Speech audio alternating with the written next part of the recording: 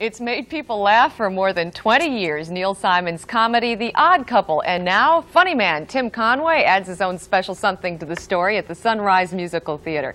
He is standing by live to tell us all about it. Hi, Tim. Hi, Julie. How are you? I'm fine, and how are you? Just fine, thank you. Thanks for taking the time to join us. Oh, pshaw, I had nothing to do. Yeah, right.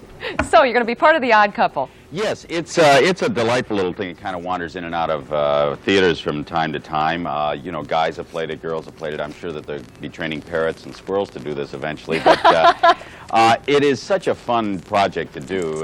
Normally when you're doing something in the theater, you kind of go, gee, I got to be there at 8 o'clock. But this thing, we really can hardly wait to get there. And Pat is great to work with. And it's just an evening of laughs. And I think coming from television, the Burnett Show, and Pat coming from One Day at a Time, we kind of spill over into a few television antics during the play and have added a little bit of physical business to it that I don't think Neil Simon has seen and probably would fall off his wallet if he did.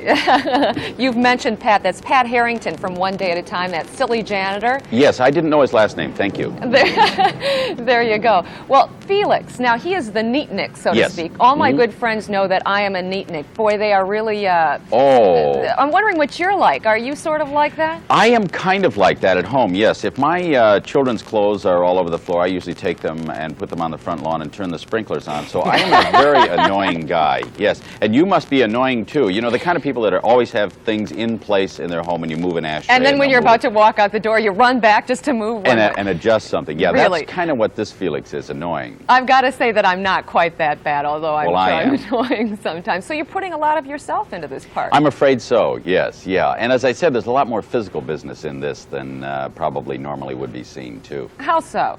Well, I just felt that Felix had a lot of room. You know, he's always dusting and cleaning and moving, and there's a lot of movement to the play. You really kind of want to grab him by the throat and say, sit down for a minute, will you, so that we can talk here.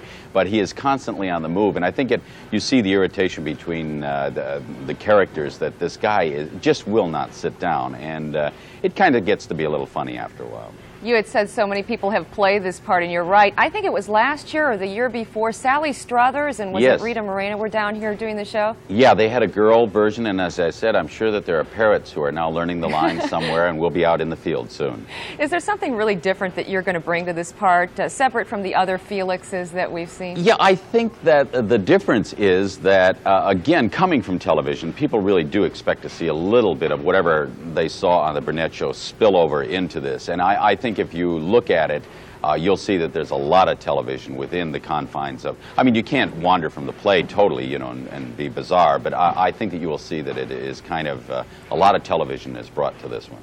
Well, I got to tell you, I was a fan of yours for years watching the Carol Burnett Show, and Thank you. That's really where a lot of people know you from. Many good years for you. Thank you. Yes, it's the 20th reunion of that show. It's hard to believe that it's been off for 10 years, and it's also 20 years old. So they're going to have a reunion show in January or February with Carol, Vicky, myself, and Harvey. Well, I forgot his name, the tall fellow, Harvey. So that should be kind of interesting to see how that holds up after 20 years. Talking TV, let's take a trip down memory lane. How about the Ghilardi Show? A couple of friends of mine here remember you from the Ghilardi Show in Cleveland years ago. Yeah, I originally started out as a director in Cleveland. I had never directed, and Ernie Anderson, who played Ghilardi, who is now the voice of ABC on The Love Boat. I sold a station on my being a director and his being a talent. He being a talent, all three of us. And he had never been talented, I had never directed. And we had a morning movie show where he was supposed to have guests on, and we couldn't get any guests because the show was so bad. And I was also the guest, so I would just kind of lock the camera on and come out and be a guest. And eventually Steve Allen saw that and thought that I was a very funny guy, and I told him I was a director instead. And he said, no, I think you should be doing this. So I've been doing it ever since. So if we can't get guests on this noon show, we all just do a tap dance. And Absolutely. Someday we'll make it big like Turn Tim it on Conway. and come out and sit down. What other kinds of things are in your future here? Depression, probably. Well, I came up with a little character called Dorf on Golf, or Dorf, and it was a little character I was doing on the Carson Show, and we're doing a couple of video cassettes with that, and also a movie, and the thing with Carol getting together, and of course I go over and annoy Harvey almost on a daily basis. So that's pretty much what my life is. So the play starts tonight at the Sunrise Musical Theater. Through Sunday, yeah. And runs through Sunday, and I hear there are 2 matinees as well this weekend. Yes. Well, good luck to you. Okay. I've enjoyed talking with you. Good luck with the show. Thank you very much. I'm tempted to come see it. Oh, I hope so. Please I will. do. Thank you. Uh-huh.